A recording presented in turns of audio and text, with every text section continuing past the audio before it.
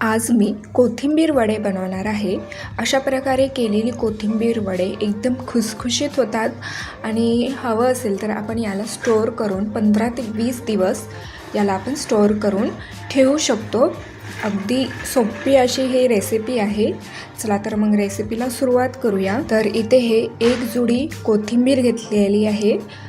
कवळी कवळी पानं देठासहित, अगदी थोडेसे जे देठं कवळे असतात ते देठासहित मी इथे हे कोथिंबीरीचे पानं वेचून घेतलेले आहे आणि पाण्यामध्ये स्वच्छ धुवून घेतले आहे। कोथिंबीर स्वच्छ धुवून झालं की याला एका चाळणीमध्ये काढून ठेवायचं, म्हणजे यातलं पाणी पूर्णपणे निथळून जाईल। पाणी निथळून गेलं की कोथिंबीर बारीक अशी चिरून घेऊयात। तर इथे हे कोथिंबीर बारीक असं चिरून झालेलं आहे। आता आपण वड्यासाठी बॅटर बनवून घेऊया। तर इथे मी एक मोठं भांडं घेतलेले आहे। यामध्ये 1 वाटी बेसन घेऊयात। तुम्हाला हवं असेल तर यामध्ये 1-2 चमचे तांदळाचं पीठ घातलं तरीही चालेल, म्हणजे हे वडे एकदम कुरकुरीत होतात। तर आता यामध्ये हळद घालूयात आणि चवीनुसार मीठ घालूयात। व्यवस्थितरित्या मिक्स करून घेऊयात। मिक्स करून झालं की आता यामध्ये थोडं थोडं पाणी घालून याचं बॅटर बनवून घेऊयात।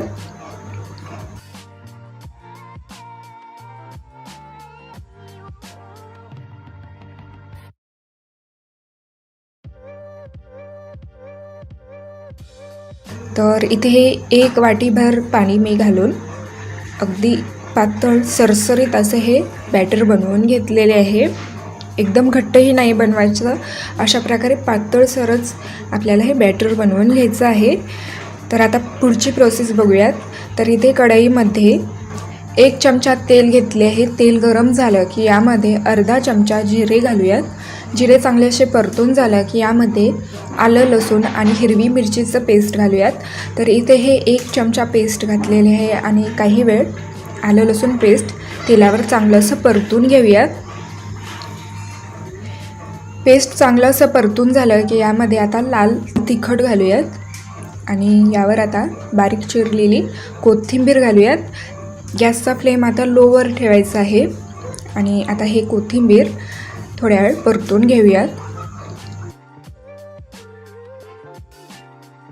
तर इथे हे कोथिंबीर चांगलं असं परतून झालेलं आहे। तर आता यामध्ये 2 चमचे शेंगदाण्याचं कूट घालूया। भाजलेले शेंगदाण्याचं कूट घालायचे आहे इथे आणि 2 चमचे तीळ घालायचं आहे आणि तेलावर अगदी थोड्या वेळच परतून घेऊयात।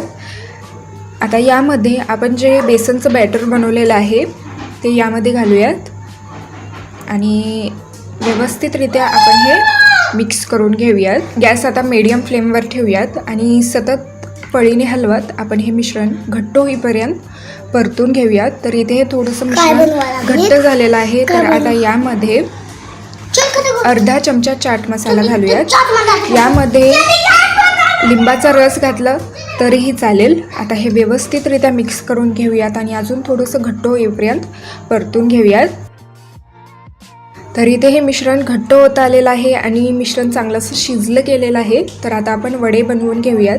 तर वडे बनवण्यासाठी इथे मी एक ट्रे घेतलेले आहे। ट्रेला पहिले तेल लावून घेऊयात, तेलाने ग्रीस करून घेऊयात आणि अगदी थोडंसं यावर तीळ घालूयात। तीळ घातल्यामुळे वडेही छान दिसतात। आणि आता जे आपण मिश्रण बनवलेलं आहे ते या वड्यामध्ये काढून घेऊयात।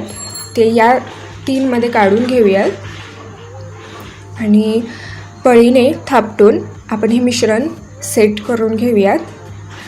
तर इथे हे मिश्रण सेट करून झालेलं आहे। 20 ते 30 मिनिटे आपण हे मिश्रण बाजूला ठेवूयात। जसं जसं हे मिश्रण थंड होत जाईल तसं हे घट्ट होत जातं। तर इथे हे 30 मिनिटे झालेले आहेत आणि मिश्रण चांगलं असं सेट झालेलं आहे, घट्ट झालेलं आहे, म्हणजे याचे आता आपल्याला वडे पाडता येतील।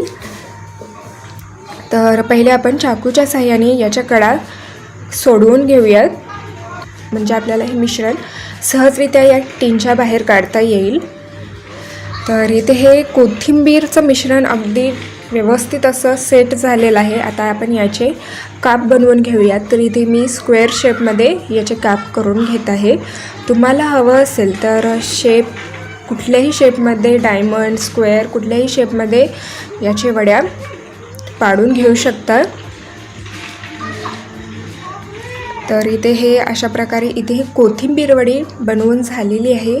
हवं असेल तर हे वडे न तळताही याच प्रकारे असेच आपल्याला हे खाता येऊ शकतात. आणि जर हवं असेल तर याला स्टोअरही करू शकता. एका एअरटाईट कंटेनरमध्ये ठेवून आठवड्याभरासाठी फ्रीजमध्ये ठेवून तुम्हाला हवं तेव्हा आयत्या वेळी हे तळूनही तुम्ही खाऊ शकता, बनवू शकता. तर आता आपण हे वडे तळून घेऊया. तर अगदी कडकडीत तापलेल्या तेलामध्ये हे वडे एक एक करून तेलामध्ये सोडून घेऊयात. वडे तळण्यासाठी जास्त वेळ लागत नाही, कारण आपण आधीच हे मिश्रण शिजवून घेतलेलं आहे. त्यामुळे गॅसला मीडियम फ्लेमवर ठेवूयात आणि पलटून सोनेरी रंगावर हे वडे होईपर्यंत चांगलेसे तळून घेऊयात. तर इथे हे वड्यांना चांगलासा सोनेरी रंग आलेला आहे. तर आता आपण हे एका प्लेटमध्ये काढून घेऊयात. तर अशा प्रकारे मस्त गरमागरम खुसखुशीत कोथिंबीर वडी तयार आहे. सॉससोबत किंवा चटणीसोबत किंवा असेही तुम्ही हे कोथिंबीर वडी खाऊ शकता, सर्व करू शकता. चला तर मग परत भेटूयात अशाच एका नवीन रेसिपीसोबत.